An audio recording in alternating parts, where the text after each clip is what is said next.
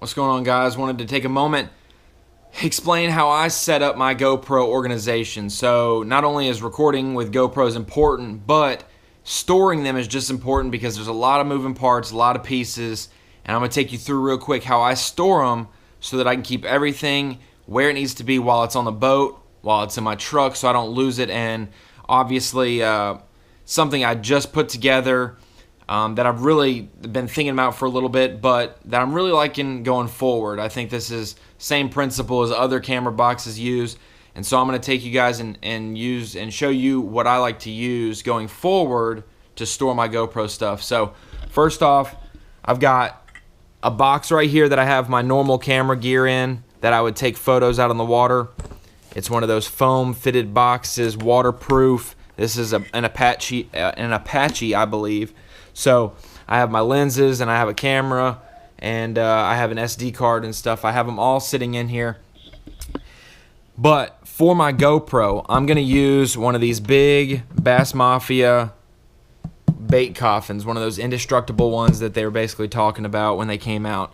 This is a beast of a box. This is where I kept a lot of stuff organized, but I wouldn't say organized necessarily. This is where I kept a lot of stuff contained. I put a lot of cases, a lot of different mounts, different things like that. I had them in this Bass Mafia box for the longest time, but now I've resorted to storing GoPros in there just because I've gotten up to more than one. I've gotten up to 6 now. I think I have a couple 4s and then a couple older 3+. So I'm going to take you in one of these Bass Mafia boxes and show you why I want this to be the way I store going forward. So what's awesome about this box is that it's so deep, but that I can store multiple things in there. So you saw, guys, that was latched down. I'll close it just to prove it again. Sitting here, boom, snap shut, and it is all latched down. I open it up, and I still have room for another tackle box in here. Now, what's cool about this is one of my starter tackle boxes growing up for fishing lures, and over the years, obviously, I don't need necessarily as many small ones. So I took out all the tackle, and I've turned it into a GoPro accessories box. I've got the knobs. This is a long knob. I have my short knobs. Same principle. I've got the little snaps into a sticky mount. A lot of different things here. I have a couple sticky mounts, and then I have a couple card readers as well. So there's a lot of room. There's 1, 2, 3, 4, 5, 6 different rows, and I have a couple divided in half. I also have some of those little attachment deals. That's a short one, and I kind of arranged them that way. I kind of arranged the snap mounts for the adhesives. You know, those ones that stick in there and snap in so you know your camera's not going to get lost. I have a couple that go on like a tripod or like my YoloTech Aqua Stick power in the back of the boat. You screw that in the screw, and then your camera's going to mount in there like normal. So I've got those in this row. Like I said, the short and long knobs, and then I've got the short and long segments, which make your GoPro taller or makes it turn left and right. So I've got those stored in here. What's cool is this is a small box. Now that I've messed up some stuff, let me just see what's not letting it shut. So I've got that box inside of where I want to contain my GoPros. So that's neat that it shuts flush. It's all in one big case, waterproof and everything. Then here comes the GoPros. A lot of these, like I said, the foam boxes for my big camera, that is important. But also, I think a GoPro is important to have the foam box as well. I used to store these, you know, when I'd have a loose camera, I would just keep it in a mount or in a case.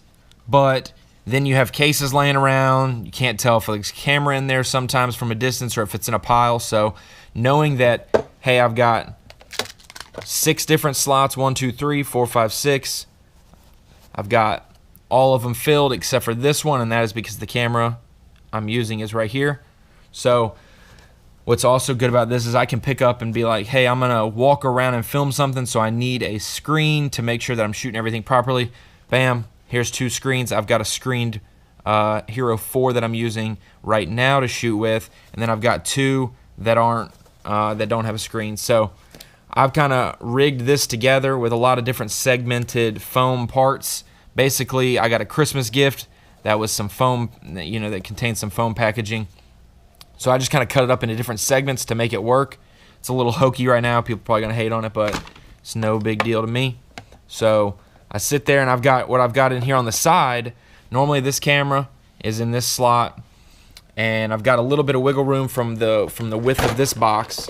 When it lays in here, I've got some wiggle room. So I put the frame mount, which is the most handy for if I'm walking around or wanting to hold it without actually holding the camera. And then I've also got a 3+ battery charger. Plug in the cord right there. I can charge a couple batteries. That's always just one that right there. And then I also had this case of cards. I have a little compartment that has all these SD cards in it. I don't want to flip them all over, but got my SD cards. So while it's cold and winter outside and I'm not really in the mood to go fishing and just get out there and deal with all the freezing stuff at the moment, I'm thinking of different ways to maybe be a little innovative, a little creative on how I store GoPros. So now I can just take this Bass Mafia box, pull a GoPro out, find the segments and the different accessories that I need, and then I've got this bag right here, a nice Bassmaster membership bag that you get whenever you're a member of Bassmaster, obviously. And I've got some cases, I've got some suction cup mounts, I've got basically everything else-wise. This is an extra big case. It's got the big back for like a battery pack. So I've got so much stuff, but when it comes down to it, all this stuff will take up less room than the amount of crankbaits I have. Now I know, boom, I've got my Bass Mafia box, I've got my Bassmaster soft bag, I've got cords right here also in that bag. If I wanted to charge the camera all day, I've got my cords all plugged in here. There's like 4 in there, so I really don't want them to spring everywhere. So I've got my Bassmaster bag with all my mounts and the camera cases, Bass Mafia coffin, multi-purpose right there. I don't really have anything that, and this wasn't even made for, let's just say this wasn't made for big tackle storage because there wasn't a bunch of dividers. You can get dividers, obviously there's slits, but this was also a good box for, let's just say, bulk, like either like a big glide bait or something, or bulk bags of stuff. You can put a bunch of spinner baits probably in here. But I decided I wasn't using it necessarily to go fishing and more to store stuff, so boom, waterproof, not gonna smash it, not gonna get all my cameras messed up.